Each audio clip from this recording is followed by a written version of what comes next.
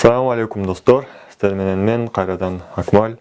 Dostlar, angliz tilin tamgalарын öğrenүүnü ulantabız. Biz ötkөнгü sabagыбызda sizler menen B, D, M, N jana I tamgalарын öğrengenбиз. Bugün sizler menen K, L, P, T tamgalарын öğrenöbüz. Ötkөнгü sabagыбызda sizler menen I tamgasının E jana I bolup okulарын öğrendük. Esiңiздерде bolsa, I tamgası eki ünsüz tamganın ortasında gelse, bunu biz E dep okuganбыз. Buga misallar ben, bet, meb, den. Al emi bir sözde eki I tamgası jolугуп kalsa, birinci I tamgabız I bolup okulat, al emi ekinci I tamgabız okulbay kalat. Tömönkü misallarga köngül bursaňızдар. Bin, bit, min, din. Al emi I tamgabız sözdün ayağında жалгыз joluksa, muну biz I dep okuyuz. Tömönkü sözlerge köngül bursaňızдар.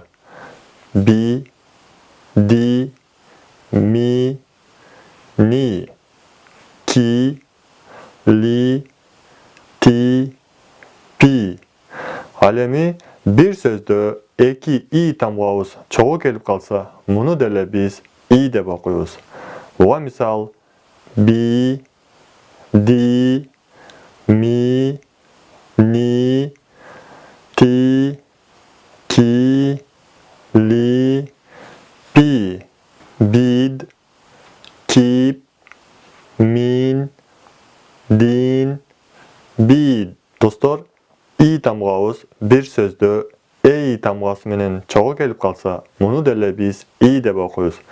Tömönkü misallarga köngül bursaňızдар. Mit, kip, lim, pin, din, bid.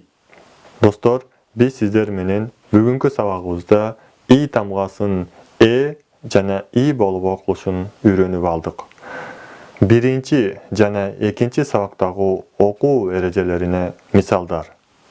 Bet, let, pen, bit, lit, pin, bi, li, pi, bim, lim, pin, bin, lim, pim.